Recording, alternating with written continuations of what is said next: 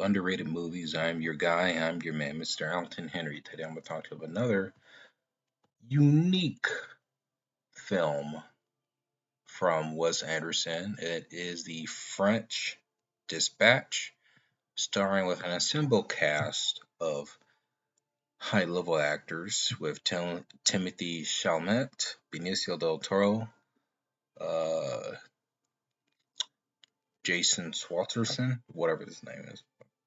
If I mess up your last name, sorry.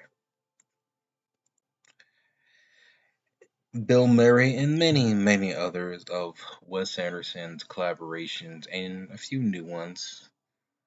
And really, it's a story. It might be one of his shorter movies, too. It's a story centered on uh, a journalist article that covers three stories and the uniqueness about those stories. And that's kind of really it. It's I would say this is probably one of his. I mean, this is one of his most recent movies, but it's probably one of a more unique one. And I have to be honest with you, this film was a little bit hard to grasp because there's not really nothing anything connected to it. But maybe that's the point. Maybe it was just an experimental story that Wes Anderson kind of had, and to an experimental side, I believe it works. You have three stories that kind of covered around. You have this um, news head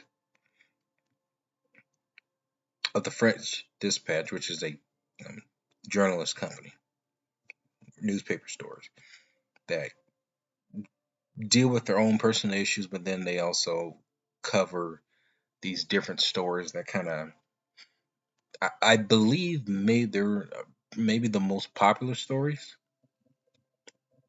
in their library.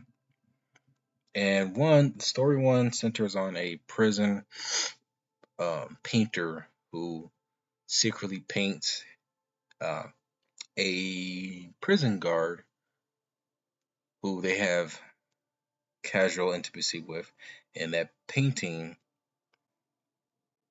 becomes quite famous.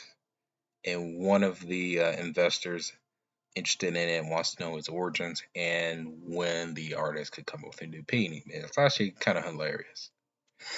The second story centers on some of a revolution of sorts of this writer who kind of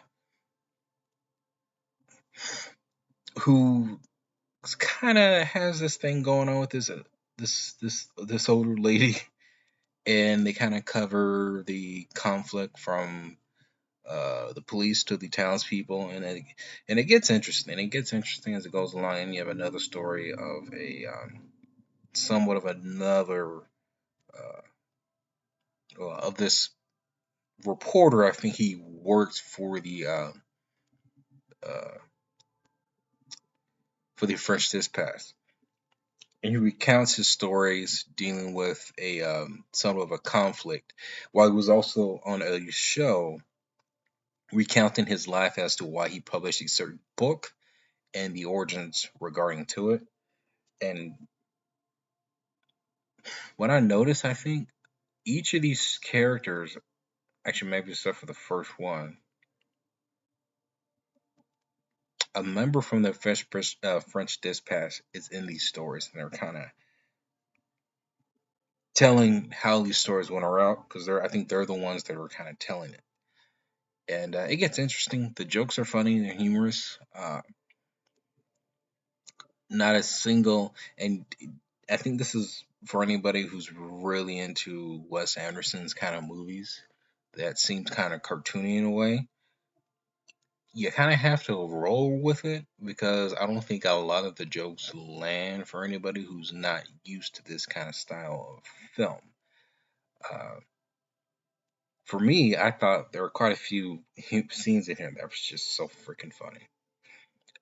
Where I like where they bring up of a joke and then they would transition hard on the effects of that, and it's just hilarious. I also like the mixture of black and white color, and then sometimes they will incorporate like old school 2D book style storytelling animation, which was very unique. They use it for one specific sequence towards the end of the film, and it's hilarious. Like I was just freaking laughing at it. Now I won't spoil it, but it deals with the chase scene and the result of it. It's just so freaking funny how that just turns out. It's hilarious. And then you have just really these unique characters. You kind of want to know where it kind of goes. Um, I could see this film might not be entirely engaging for a lot of people because I think again you kind of have to get used to this film's unique style, and this is Wes Anderson's style, the way he chooses to tell the story, and it has an amazing world building. Like Wes Anderson is very good as being a world builder when it comes to telling the stories, and really, the stories to me feel kind of nostalgic in a way. Like it feels like you are reading a book, and that's how the film kind of edits itself. That's how the film feels when you're watching it. It feels like you are reading a book. And the film even kind of gives you an idea like you're reading an article. Like it tells you how many pages, it tells you the title and the bookend, the end notes, and it's hilarious the way they choose to tell the story. Um, I think this is probably one of his more experimental movies, second to his animation, which I'm actually looking forward to watching a few of his animations, um, especially Fantastic Mr. Fox.